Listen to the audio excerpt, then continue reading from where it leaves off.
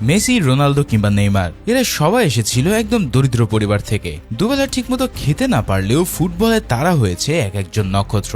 ঠিক তেমনই ভাবে আজ বলবো এমন একটা প্লেয়ার ভিনির কথা, যার কিনা ছিল না থাকার মতো জায়গা, কিন্তু তার ছোটবেলা থেকে একটা ড্রিম ছিল বিশ্বের বুকে একজন লিজেন্ডারি ফুটবল হওয়ার। কিন্তু ওই যে কথায় আছে না, রিয়েলিটি মাঝে মাঝে খুব নিষ্ঠুর হয়, আর ভিনির ক্ষেত্রেও ঠিক তাই হয়েছিল। দারিদ্রতার অভাবের কারণে কোনো ভালো ক্লাবে সে টিকতে পারেনি, আর এখন সে নিজে ফুটবল থেকে যোজন যোজন দূরে সরে গেছে। তবে একদিন সে পেয়ে যায় ওয়ার্ল্ড কাপ খেলার সুযোগ, যেখানে সকল দেশের হোমলেস মানুষদের নিয়ে আয়োজন করা হয়েছিল।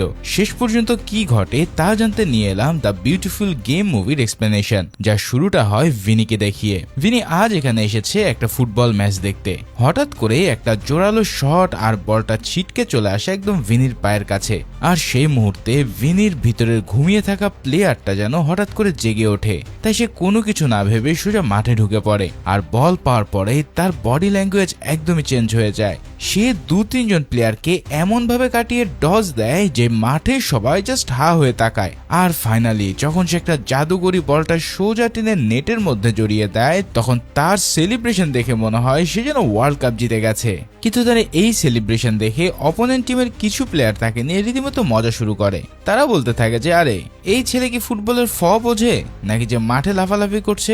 এই অপমানজনক কথাগুলো শুনে ভিনির ইগোতে চরম একটা আঘাত লাগে, কারণ সে জানে তার স্কিল কতটা হাই। ঠিক সেই মুহূর্তে সেখানে এন্ট্রি নেয় এই লোকাল টিমের কোচ মেল। সে এসে সিচুয়েশনটা একটু হ্যান্ডেল করার চেষ্টা করে, কিন্তু ভিনি তো তখন ফুল অন ফায়ারে জ্বলছে। সেই সোজা কোচকে চ্যালেঞ্জ করে বসে, আমাকে জাস্ট একবার সুযোগ দিন, আমি দেখিয়ে দিচ্ছি আমি কেমন খেলি। কোচ মেল তখন একটু হেসে তার টিমের সবচাইতে সেরা গোলকিপার কেভিনের সাথে তার পরিচয় করিয়ে দেয়। কেভিনের অ্যাটিটিউড এমন ছিল যেন তাকে গোল করা কোনো মানুষের পক্ষে পসিবল নয়। কিন্তু ভিনি যখন বল নিয়ে তার সামনে দাঁড়ায়, তখন সিনারিও পুরোই চেঞ্জ। জাস্ট কয়েকটা মুভ আর বুম, চোখের পলকে বল নেটের ভিতরে, আর কেভিন জাস্ট ড্রাইভ দিয়ে মাটিতে পড়ে থাকে। সবাই ভাবতে থাকে যে এটা কাকতালীয়, কিন্তু ভিনি এর পর আরো কয়েকটা গোল করিয়ে সবাইকে বুঝিয়ে দেয় this is not a joke. সে আসলে একটা মাস্টার ক্লাস প্লেয়ার। এখন কোচ মেল কিন্তু বাইরে থেকে শান্ত থাকলেও ভেতরে ভেতরে সে বুঝে গিয়েছিল যে সে একটা ডায়মন্ড খুঁজে পেয়েছে। সেই সাথে সাথে ভিনিকে তাদের টিমে ইনভাইট করে বসে, আর জানায় যে এই বছর ইটালির রোমে হোমলেস ওয়ার্ল্ড কাপ নামের একটা বিশেষ টুর্নামেন্ট হতে যাচ্ছে।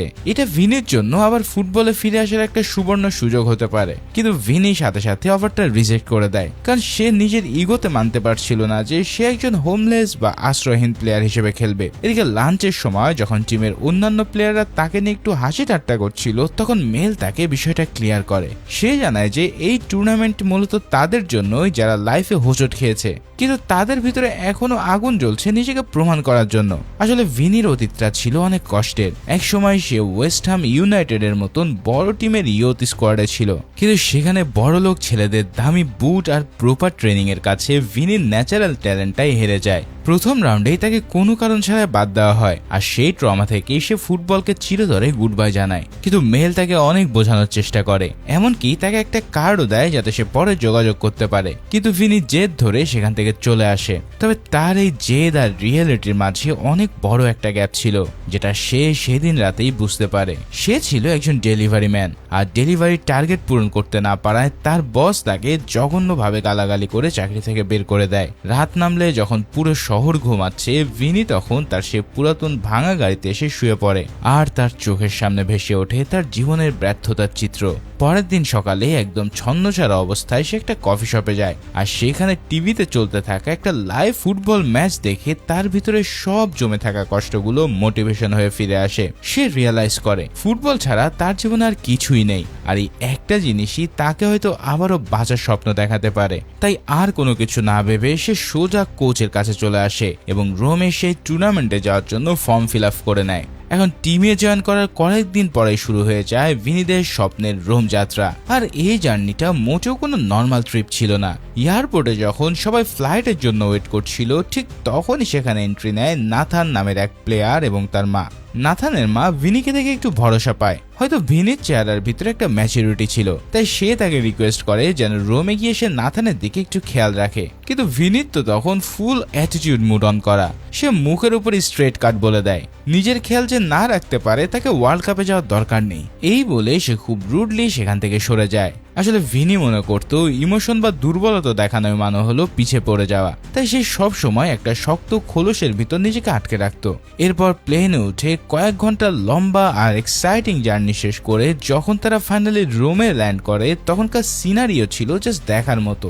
রোম শহরটা যেন তখন একটা আস্ত ফুটবল ফেস্টিভ্যালে পরিণত হয়েছিল, যেখানে অলরেডি বিভিন্ন দেশের 170 জন হোমলেস প্লেয়ার এসে হাজির। তোমরা হয়তো ভাবছো এটা জাস্ট একটা নর্মাল টুর্নামেন্ট, কিন্তু বিলিভ মি, এখানে ব্রাজিল, আর্জেন্টিনা থেকে শুরু করে ইউক্রেন আর সাউথ আফ্রিকার মতো বাঘা বাঘা সব টিম তাদের কান্ট্রিকে প্রাউডলি রিপ্রেজেন্ট করছিল। পুরো শহর জুড়ে একটা পজিটিভ ভাইব কাজ করছে, কারণ সবাই এখানে এসেছে নিজের অন্ধকারের অতীতকে মেরে ফেলে নতুন করে বেঁচে থাকার। এভাবেই ওপেনিং সেরেমনিতে বিশাল এক আয়োজনের মাধ্যমে হোস্ট যখন সবাইকে ওয়েলকাম জানায়, তখন সবার চোখে মুখে অন্যরকম একটা স্পার্ক আর ডেডিকেশন দেখা যাচ্ছিল। কারণ স্টেজে দাঁড়ানো অ্যানাউন্সাররা সবাইকে মনে করিয়ে দেয় যে এটা কোনো খেলা নয়, বরং তাদের সবার লাইফের জন্য একটা কামব্যাক করার মাস্টার ক্লাস। এই টুর্নামেন্টের পারফরমেন্সই হয়তো তাদের জীবনের নেক্সট চ্যাপ্টার ডিসাইড করে দেবে। কিন্তু এত সব এক্সাইটমেন্টের মাঝেও ভিনির মেজাজটা আবার চরমভাবে খারাপ হয়ে যায়। আসলে যখন সে জানতে পারে যে হোটেলে তার রুমমেট হিসেবে পড়েছে সেই অপছন্দের নাথান, তখন থেকেই তার মেজাজ খারাপ। এমনিতে এয়ারপোর্টে নাথানের মায়ের সাথে তার একটা বাজে ইন্টারাকশন হয়েছিল। এছাড়াও তার উপর সে রুমে ঢুকেই এমন একটা জিনিস দেখে ফেলে যেটার জন্য সে মোটেও আশা করেনি। সে খেয়াল করে নাথান তার ব্যাগ থেকে কিছু একটা বের করে গোপনে হার্ডকোর ড্রাগস নিচ্ছে। একজন স্পোর্টসম্যানের এমন অবস্থা দেখে ভিনির মাথায় রক্ত উঠে যায়, কারণ ফুটবলের প্রতি তার রেসপেক্ট ছিল অনেক উঁচুতে। সে কোনো কিছু চিন্তা না করেই সাথে সাথে ছুটে যায় কোচ মিলারের কাছে এবং তাকে আলটিমেটাম দেয় যে নাথানকে নিয়ে যেন কোনো একটা হার্ড ডিসিশন নেয়। কিন্তু মেল তখন বেশ কুল একটা রিয়াকশন দিয়ে তাকে বোঝানোর চেষ্টা করে। সে বলে, শোনো ভিনি, এখানে সবাই খেলতে এসেছে ঠিকই, কিন্তু মাঠের বাইরেও সবার একটা পার্সোনাল লাইফ আছে, আর সেটা নিয়ে আমাদের এত জলদি জাজ করার কোনো রাইট নেই। তো কোচের এই কথায় ভিনির ইগোতে মারাত্মকভাবে আঘাত করে, তাই সে রাগে ফুঁসতে ফুঁসতে রাতের বেলায় হোটেল ছেড়ে সোজা রাস্তায় বেরিয়ে যায়। ভিনি সারা রাত রোমের রাস্তায় একা একা ঘুরে বেড়ায়, আর তার মাথার ভেতরে রাগ, হতাশা আর অতীতের সব ব্যর্থতার স্মৃতিগুলো যেন একসাথে তাকে টর্চার করছিল। পরের দিন সকালেই তাদের টুর্নামেন্টের ফার্স্ট ম্যাচ, আর তাদের অপোনেন্ট ছিল টুর্নামেন্টের অন্যতম ডেঞ্জারাস আর স্ট্রং টিম সাউথ আফ্রিকা। কিন্তু ভিনির তো এখন কোনো পাত্তাই নেই। টিমের বাকি প্লেয়াররা রীতিমতন প্যানিক করা শুরু করে দেয়, কারণ ভিনিকে ছাড়া সাউথ আফ্রিকার মতন ফিজিক্যাল টিমের সাথে ফাইট দেওয়া প্রায় ইম্পসিবল একটা ব্যাপার। তাছাড়াও ভিনি ছিল ইংল্যান্ড টিমের ট্রাম্প কার্ড, তাকে ছাড়া পুরো টিমটাই যেন কেমন অগোছালো আর কনফিডেন্সলেস মনে হচ্ছিল। এভাবে সবাই যখন প্রায় আশা ছেড়েই দেয়, ঠিক তখন এন্ট্রি নেয় ভিনি। তাকে দেখে টিমের সবার মাঝে মুহূর্তেই যেন প্রাণ ফিরে আসে, আর সবাই এনার্জি নিয়ে একসাথে মাঠে নামার জন্য রাজি হয়ে যায়। কিন্তু মাঠে নামার পর তাদের জন্য এমন একটা টুইস্ট ওয়েট করছিল যে তারা কেউ ঘুণাক্ষরেও কল্পনাও করতে পারেনি। মাঠের রেফারি আর দর্শক সবাই রেডি, কিন্তু হোস্ট এসে হঠাৎ অ্যানাউন্স করে যে সাউথ আফ্রিকান টিম কোনো কারণে টাইম মতন পৌঁছাতে পারেনি, তাই এই ম্যাচটা আপাতত ক্যান্সেল করা হচ্ছে। এখন টুর্নামেন্টের রুলস অনুযায়ী অপোনেন্ট টাইম মতন না আসলে অন্য টিমকে উইনার করে দেওয়া হয়। এই কথা শোনার পর ইংল্যান্ড টিমের রিয়াকশন ছিল জাস্ট দেখার মতো, কারণ সাউথ আফ্রিকার মতন জায়ান্ট টিমের সাথে না খেলেই তারা ওয়াক ওভার পেয়ে যায় এবং ফ্রিতে 3 পয়েন্ট তাদের ঝুলিতে চলে আসে। এখন এই অপ্রত্যাশিত 3 পয়েন্ট তাদের কনফিডেন্সের লেভেল এক ধাক্কায় অনেক গুণে বাড়িয়ে দেয়, কেননা তাদের নেক্সট হাই ভোল্টেজ ম্যাচ ছিল পর্তুগালের সাথে। কোচ মেল তখন সবাইকে মোটিভ করে বোঝায় যে পর্তুগালকে কোনো মতো হারাতে পারলে তারা গ্রুপ চ্যাম্পিয়ন হয়ে নকআউটে চলে যাবে, এবং এর ফলে তারা নিজেদের প্রতিপক্ষ নিজেরাই পছন্দ করার মতন একটা হিউজ অ্যাডভান্টেজ পাবে। তবে সেই পর্তুগাল ম্যাচের রুদ্ধশ্বাস উত্তেজনায় ঢোকার আগে এক্সপ্লেইনটা যদি তুমি এনজয় করে থাকো তাহলে একটা লাইক করে দিও। তো শুরু হতে যাচ্ছে পর্তুগালের সাথে এক হাড্ডাহাড্ডি লড়াই, যেখানে চিটিং, রেড কার্ড আর ভিনির জাদুকরি কামব্যাক অপেক্ষা করছে। তোমরা কি ভাবতে পারছো বিনা পরিশ্রমে পাওয়া এই 3 পয়েন্ট ইংল্যান্ড টিমের কনফিডেন্স ঠিক কতটা বুস্ট করেছিল? তারা তো ভেবেই নিয়েছিল যে টুর্নামেন্টে হয়তো বেশ ইজি হতে যাচ্ছে, কিন্তু রিয়ালিটি সবসময় এতটা মিষ্টি হয় না। আর পর্তুগালের সাথে মাঠে নামার পর তারা ঠিক সেটা হারে হারে টের পায়। খেলা শুরু হতেই পর্তুগিজ প্লেয়াররা তাদের আসল রূপ দেখানো শুরু করে। আসলে তাদের স্ট্র্যাটেজি ছিল চরম লেভেলের এগ্রেসিভ আর ডার্টি। তারা জাস্ট নর্মাল ফুটবল খেলছিল না, বরং রেফারির চোখ ফেরাতেই তারা ইংল্যান্ডের প্লেয়ারদের ইচ্ছা মতন ট্যাকেল করা শুরু করে। এই ধরনের সাইলেন্ট চিটিং আর ফিজিক্যাল অ্যাটাকের কারণে ইংল্যান্ড টিমের পুরো ফরমেশন শুরুতেই ভেঙে যায়। প্লেয়াররা প্লেয়াররা নার্ভাস হয়ে যায় এবং দেখতে দেখতে পর্তুগাল খুব ইজিলি পরপর 2টো গোল করে বসে। আর এই জিনিসটা ছিল ইংল্যান্ডের জন্য সবচেয়ে বিশাল ধাক্কা। মাঠের বাইরে সাইড লাইনে দাঁড়িয়ে কোচ মেল এই পুরো চিটিং এর ব্যাপারটা একদম পরিষ্কার দেখতে পাচ্ছিল। সে তার প্লেয়ারদের এভাবে আনফেয়ারলি মার খেতে দেখে আর কোনোভাবে নিজেকে নিয়ন্ত্রণ করতে পারে না, তাই সকল নিয়ম কানুন ভুলে সে মাঠের একদম ভিতরে ঢুকে রেফারির সাথে তর্ক শুরু করে দেয়। কিন্তু ওয়ে কি, রেফারি কোনো লজিকের ধার না ধরে সোজা পকেট থেকে একটা রেড কার্ড বের করে দিয়ে কোচ মিলারকে মাঠ থেকেই বের করে দেয়। পুরো আকাশটা যেন ভেঙে পড়ে ইংল্যান্ড টিমের উপর, কারণ এরকম একটা প্রেসার সিচুয়েশনে কোচ ছাড়া একটা টিম লিড করা যে কতটা টাফ তা তো তোমরা বুঝতেই পারছো। তবে মাঠ ছাড়ার ঠিক আগে মেল একটা মাস্টার স্ট্রোক খেলে যায়। সে বেঞ্চ থেকে সরাসরি আমাদের তুরুপের তাস ভিনি এবং টিমের সবচেয়ে লম্বা প্লেয়ার স্ট্যানকে বদলি হিসেবে মাঠে নামিয়ে দেয়। এরপর ভিনি যখন বদলি হিসেবে মাঠে নামে তার চোখে মুখে কোনো ভয় বা কনফিউশন ছিল না, বরং সে একজন দক্ষ শিকারীর মতন প্রথমে পুরো মাঠের সিচুয়েশনটা স্ক্যান করে নেয়। সে অন্য সবার মতো অন্ধের মতো বলের পিছনে না ছুটে পর্তুগাল প্লেয়ারদের মুভমেন্ট আর পাসিং প্যাটার্ন খুব ঠান্ডা মাথায় রিড করতে শুরু করে।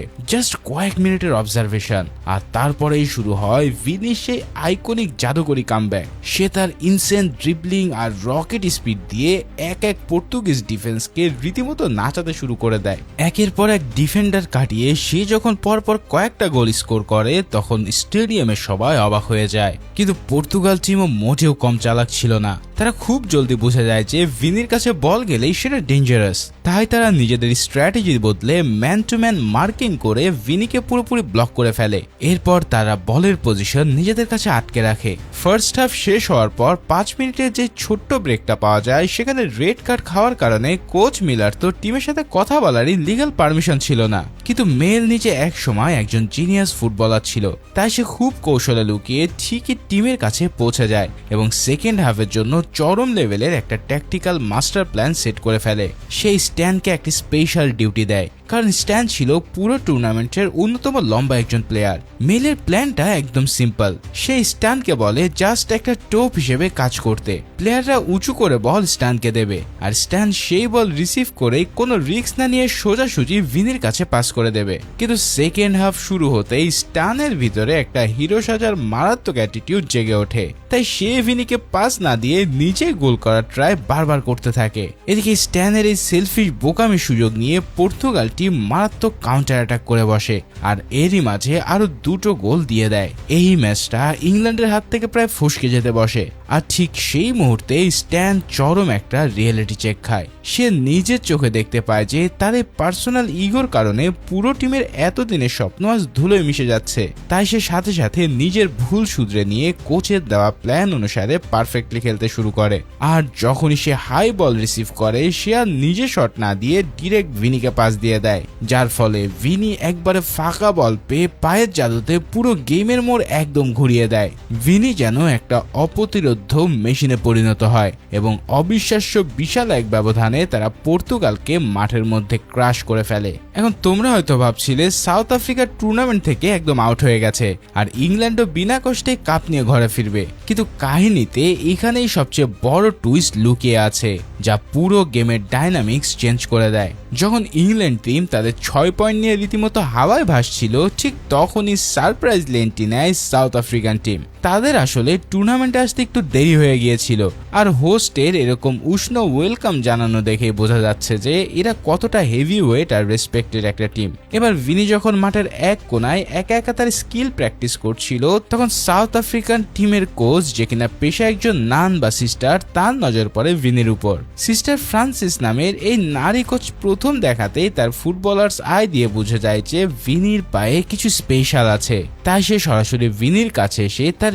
ইগোতে একটা মারাত্মক খোঁচা মারে। সে বলে যে বিনা পরিশ্রমে পাওয়া 3 পয়েন্ট নিয়ে তোমার মতন একজন ট্যালেন্টেড প্লেয়ার সত্যি কি রাতে ঘুমাতে পারবে? তার এই ছোট্ট একটা সাইকোলজিক্যাল খেলা ভিনির স্পোর্টসম্যান স্পিরিটকে একদম জাগিয়ে তোলে।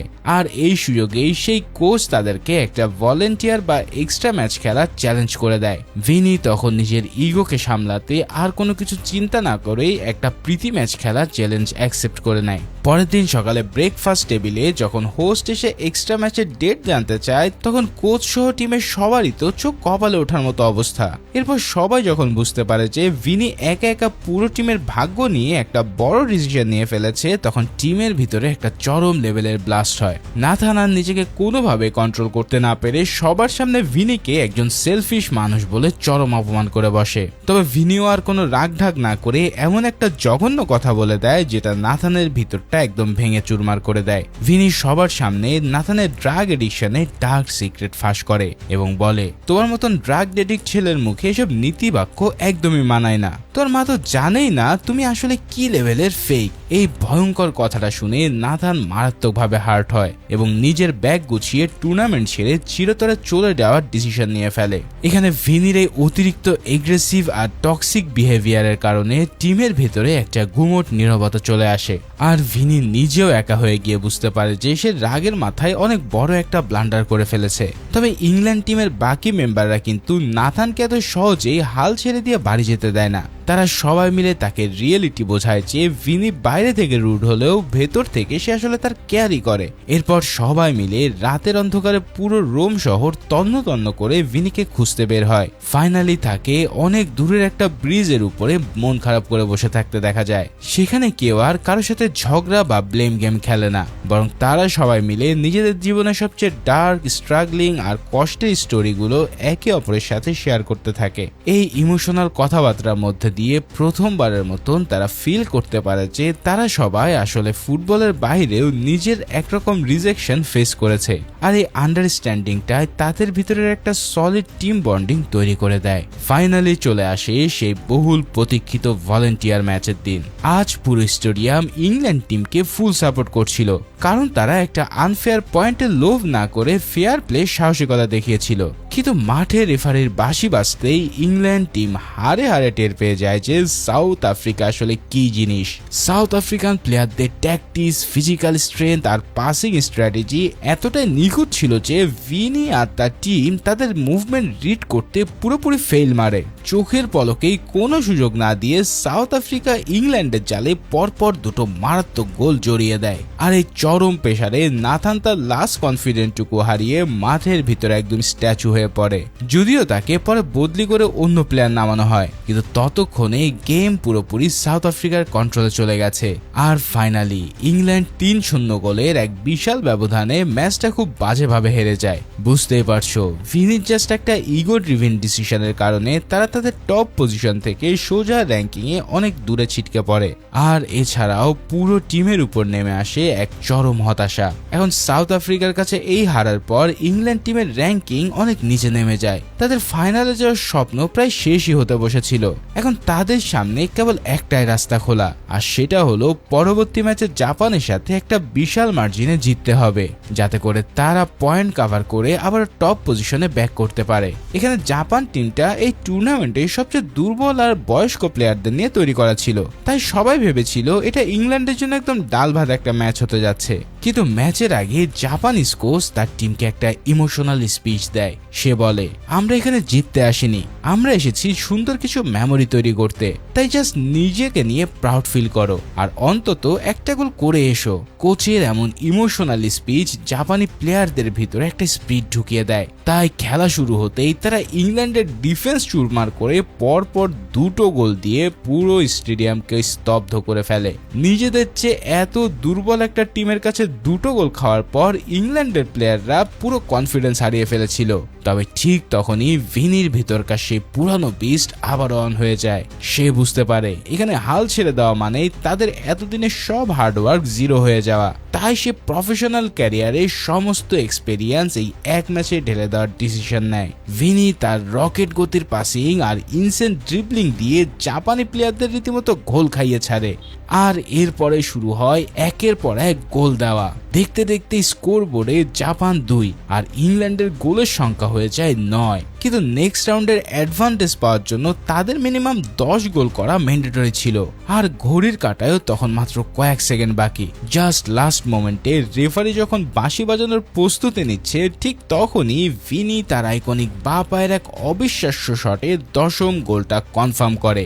ফাইনালি তারা এই সেমিফাইনালের 100% গ্যারান্টেড টিকিট কেটে নেয়। এত বড় একটা জয়ের পর যখন সবাই হোটেলে ফিরে চরম সেলিব্রেশনে মাতবে বলে ভাবছিল, ঠিক তখনই তাদের জন্য একটা বিশাল বড় ব্যাড নিউজ অপেক্ষা করে। তারা হোটেলে গিয়ে জানতে পারে যে অতিরিক্ত ড্রাগস নেওয়ার কারণে নাথানের মানসিক অবস্থা একদম শেষ। তার মেমোরি লস থেকে শুরু করে আরো অনেক সিরিয়াস প্রবলেম ফেস করছে। রিয়েলিটির এই চরম ধাক্কা খেয়ে নাথান ফাইনালি রিয়েলাইজ করে যে তার একটা প্রপার ট্রিটমেন্ট দরকার। তাই সে সবাইকে বিদায় জানিয়ে টুর্নামেন্টের মাঝপথে বাড়ি যাওয়ার ডিসিশন নেয়। এখন নাথানের এই বিদায়টা টিমের সবার কাছে অনেক কষ্টের ছিল, বিশেষ করে ভিনির কাছে, কারণ তাদের ভিতরকার সম্পর্কটা সবচেয়ে বেশি কমপ্লেক্স আর ইমোশনাল ছিল। তবে এই ইমোশনাল ধাক্কা সামলে উঠে ইংল্যান্ড টিম পরের দিন মেক্সিকোর সাথে তাদের কোয়ার্টার ফাইনালের ম্যাচে নামে এবং ভিনির ব্রিলিয়ান্ট লিডারশিপে খুব ইজিলি ম্যাচটা জিতে সেমিফাইনালে তাদের জায়গাটা পক্ত করে ফেলে। এদিকে মেক্সিকোকে হারানোর পর ইংল্যান্ড টিমের এক্সাইটমেন্ট একদম টপ লেভেল হয়ে যায়, কিন্তু তাদের সেমিফাইনালের অপোনেন্ট ছিল অন্যতম পাওয়ার হাউস ইতালি। আর নাথান চলে যাওয়ায় ইংল্যান্ডের একজন স্ট্রং প্লেয়ার শর্ট পড়ে যায়। এখানে টুর্নামেন্টের রুলস অনুযায়ী তারা অন্য টিম থেকে একজন প্লেয়ার ধার নিতে পারত, তাই হোস্ট তাদের জন্য আর্জেন্টিনার একজন প্লেয়ার আলদোকে অ্যারেঞ্জ করে দেয়। এই আলদো প্রথম দিকে বেশ ভালোই খেলছিল, কিন্তু খেলার মাঝপথে ইংল্যান্ড যখন একটা দামি ফ্রি কিক পায় তখন সবাইকে অবাক করে দিয়ে আলদো ইচ্ছে করে বলটা নেটের দিকে নামের একদম আকাশে উড়িয়ে দেয়। এই দৃশ্য দেখে ভিনির সাথে সাথে পলিটিক্সটা ধরে ফেলে। সে বুঝতে পারে যে আলদো আসলে তাদেরকে হারিয়ে দেওয়ার জন্য ইতালির স্পাই হয়ে টিমে ঢুকেছে।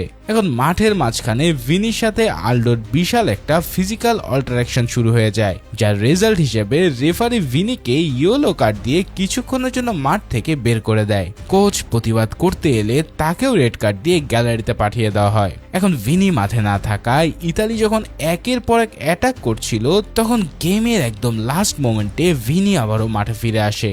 এরপর তার সেই পুরাতন ম্যাজিক দেখিয়ে একটা মিরাকেল গোল করে ম্যাচের স্কোর লেভেল করে নেয়, যার ফলে ম্যাচ ড্র হওয়ার কারণে ডিসিশন চলে যায় পেনাল্টি শুট আউটে। এই চরম উত্তেজনার এক পর্যায়ে দুই টিমের পয়েন্ট একদম টাই হয়ে যায়। ঠিক সেই মোমেন্টে ইতালি তাদের একটা ভাইটাল পেনাল্টি মিস করে বসে, আর ইংল্যান্ডের সামনে ফাইনালে যাওয়ার জন্য জাস্ট একটা লাস্ট গোলের সুযোগ এসে দাঁড়ায়। আর এই দায়িত্বটা পড়ে যায় খোদ ভিনির কাঁধে। তবে ফাইনালে যাওয়ার এই চরম উত্তেজনায় ঢোকার আগে স্টোরি টেলিং এনজয় করলে চ্যানেলটা অবশ্যই সাবস্ক্রাইব করে দিও। তো পুরো স্টেডিয়ামে যখন পিন পতন নীরবতা, তখন ভিনি একটা লম্বা শ্বাস নিয়ে বলের সামনে দাঁড়ায়। এরপর রেফারি বাঁশি বাজানোর সাথে সাথেই সে নিজের সব শক্তি দিয়ে একটা হার্ড শট নেয়, কিন্তু ভাগ্যের নির্মম পরিহাসে ভিনি সেই আইকনিক শটটা জালের বাইরে দিয়ে বেরিয়ে যায়। আর এই একটা মিসের কারণে ইংল্যান্ডের ফাইনাল খেলার স্বপ্ন চিরতরে শেষ হয়ে যায়। ভিনি এই ট্রমা কিছুতেই সহ্য করতে না পেরে মাঠের মাঝখানেই ভেঙে পড়ে এবং নিজেকে এই হারের একমাত্র কারণ ভেবে আবারও চিরদিনের জন্য ফুটবল ছেড়ে দেওয়ার এক ভয়ানক ডিসিশন নিয়ে নেয়। এই সিনটাতে ঠিক মনে পড়ে যায় কোপা আমেরিকায় আর্জেন্টাইন মেসির কথা। যাই হোক, এদিকে ভিনি যখন আইসোলেশনে, তখন আমরা দেখতে পাই এই গল্পের সবচেয়ে বড় মাস্টার মাইন্ড কোচ মিলকে। সে টুর্নামেন্টের হোস্টের সাথে একটা গোপন সত্যি শেয়ার করে। এই সত্যটা শুনলে তোমরা অবাক হবে। এখানে মেইল জানায় সে আসলে ভিনিকে বহু বছর আগে থেকে চিনত। ভিনির বয়স যখন ছিল মাত্র 12 বছর। মেল জানতো যে 18 বছর বয়সে আনফেয়ারলি রিজেক্ট হওয়ার পর ভিনির ভেতর আগুনটা নিভে গেছে, আর সেটা আবারও জ্বালানোর জন্য সে ইচ্ছে করে ভিনির ডেলিভারি রুটের আশেপাশে তার টিমকে প্র্যাকটিসে রাখতো। ভিনিকে আবার মাঠে ফেরানোর এই মাস্টার প্ল্যান শুনে হোস্ট মিলকে একটা সলিড আইডিয়া দেয়, কারণ সেমিফাইনালে সাউথ আফ্রিকার একজন প্লেয়ার মারাত্মকভাবে ইনজুর্ড হয়ে যাওয়ার কারণে ফাইনালে তাদের একজন প্রক্সি প্লেয়ার দরকার ছিল। এভাবেই পরের দিন সকালে ভিনির ঘুম ভাঙে একদম ছন্নছাড়া অবস্থায় একটা রেলওয়ে স্টেশনের পাশে। মন খারাপ করে বসে থাকার সময় হঠাৎ করে তার নজর যায় রেল লাইনের পাশে পড়ে থাকা একটা ফুটবলের দিকে। ওই একটা বল যেন তার গত কয়েক মাসের সব ইমোশনকে একসাথে ফ্ল্যাশব্যাক করিয়ে দেয়। সে হঠাৎ করে রিয়ালাইজ করতে পারে যে পেনাল্টি মিস করার পরেও তার টিম তাকে ব্লেম করেনি, বরং সে নিজেই নিজের ইগোকে স্যাটিসফাইড করতে গিয়ে সবার সাথে খারাপ বিহেভ করেছে। এই রিয়েলিটি চেক খাওয়ার পর ভিনি এক সেকেন্ডও ওয়েট করে না, তাই সে পাগলের মতন দৌড়াতে শুরু করে স্টেডিয়ামের দিকে, কারণ সে যে কোনো মূল্যে তার টিমের সাথে থার্ড প্লেস নির্ধারণী ম্যাচটা খেলতে চায়। কিন্তু ব্যাড লাক, সে পৌঁছানো ঠিক কয়েক সেকেন্ড আগেই গার্ড মেন দরজা লক করে দেয়, আর ভিনির হাজার রিকোয়েস্ট সত্ত্বেও তাকে আর ভিতরে ঢুকতে দেওয়া হয় না। এদিকে স্টেডিয়ামের বাইরে একটা উঁচু জায়গায় দাঁড়িয়ে ভিনি যখন দেখছিল, তখন ভেতরে ইংল্যান্ড টিম খেলছিল টুর্নামেন্টের অন্যতম টাফ ইউএসএ উইমেন্স টিমের সাথে। ইউএসএ টিমের হার্ডকোর ট্যাকটিক্স আর স্পিডের সাথে ইংল্যান্ডের টিম প্রথম দিকে একদমই পেরে উঠছিল না, যার কারণে তারা পরপর অ্যাটাক হজম করে প্রায় আশা ছেড়েই দিয়েছিল। ঠিক সেই হতাশার মোমেন্টে আলী এবং বাকি টিমের মনে পড়ে যায় প্র্যাকটিসের সময় শেখানো ভিনি সেই স্পেশাল মাস্টার ক্লাস টেকনিকের কথা, আর সেই টেকনিকগুলো দিয়ে ইজিলি ডিফেন্স ব্রেক করা পসিবল। তারা ভিনির শেখানো সেই আইকনিক লেফট ফুট স্ট্র্যাটেজি আর ডামি মুভমেন্টগুলো ফলো করে, আর হঠাৎ করে কাউন্টার অ্যাটাক শুরু করে দেয়, যার ফলে সবাইকে অবাক করে দিয়ে পরপর গোল করে তারা এই ম্যাচ জিতে নেয়। এই সব কিছু বাইরে দাঁড়িয়ে নিজের টিমের এই এপিক কামব্যাক আর নিজের শেখানো ট্রিক্সগুলো সাকসেসফুল হতে দেখে ভিনির চোখে পানি চলে আসে। সে প্রথমবারের মতন ফিল করে যে ফুটবল শুধু একা জেতার গেম নয়। ইংল্যান্ড টিম তখন তাদের থার্ড হওয়ার মেডেল আর সেলিব্রেশন নিয়ে অনেক বিজি। ভিনি তখন চুপচাপ সেখান থেকে চলে যেতে চাচ্ছিল, কিন্তু তখনই সেখানে এক বিশাল টুইস্ট নিয়ে এন্ট্রি নেয় সাউথ আফ্রিকার সেই সিস্টার কোচ। সে ভিনিকে সরাসরি অফার করে ফাইনালে সাউথ আফ্রিকার জার্সির গায়ে ইতালির বিপক্ষে নামার জন্য, কারণ একজন সত্যিকার ফুটবলারের কাছে ন্যাশনালিটির চেয়েও বড় পরিচয় হলো সে মাঠে নেমে দ্য বিউটিফুল গেমটাকে খেলতে পারছে কিনা। কোচের এই মোটিভেশনাল কথা শুনে ভিনির ভেতরকার সেই স্পিড আবারও জেগে ওঠে। সে সাউথ আফ্রিকার জার্সি গায়ে সোজা ফাইনালের মহরণে এন্ট্রি নেয়। তাকে মাঠে নামতে দেখে কোচ মেল আর ইংল্যান্ডের পুরো টিম গ্যালারি থেকে চেয়ার আপ করতে থাকে। এই দৃশ্য দেখে মনে হয় ভিনি সাউথ আফ্রিকান নয়, বরং তাদেরকে হয়তো রিপ্রেজেন্ট করতে আসছে। এভাবে ইতালির সাথে ফাইনাল ম্যাচটা জাস্ট মাইন্ড ব্লোয়িং লেভেলের ইন্টেন্স ছিল, কারণ দুই টিমের হাড্ডাহাড্ডি লড়াইয়ে স্কোর কার্ড 3-3 পয়েন্টে আটকে যায়। তবে খেলার একদম লাস্ট মিনিটে যখন সবাই পেনাল্টির ভয়ে কাঁপছে, ঠিক তখনই ভিনি তার ক্যারিয়ারে সেরা একটা পাস রিসিভ করে। এরপর সে বল নিয়ে ঢুকে যায় ইতালির ডি বক্সে। তার সামনে তখন শুধু গোলকিপার, আর তার মাথায় ঘুরছে গত ম্যাচে সে ভয়ানক ট্রমা। কিন্তু এবার ভিনি কোনো কনফিউশন ছাড়াই একটা বুলেট গতিতে বলটা জালের ভিতর আছড়ে ফেলে। ফাইনালি পুরো স্টেডিয়াম ফেটে পড়ে সেলিব্রেশনে, আর সাথে সাথে সাউথ আফ্রিকা জিতে নেয় ওয়ার্ল্ড কাপ। এখানেই ভিনি প্রমাণ করে দেয় যে সে আসলেও একজন ওয়ার্ল্ড ক্লাস ফুটবলার। মেডেল দেওয়ার সময় ভিনি যেহেতু প্রক্সি প্লেয়ার ছিল, তাই সে একটু দূরে দাঁড়িয়েছিল, কিন্তু কোচ মিল এসে ইংল্যান্ডের জেতা থার্ড মেডেলটা ভিনির গলায় পরিয়ে দেয় আর বলে, তুমি আমাদের আসল চ্যাম্পিয়ন। ঠিক এই সিনের মধ্যে দিয়েই এই অসাধারণ মুভিটাও এখানেই শেষ হয়।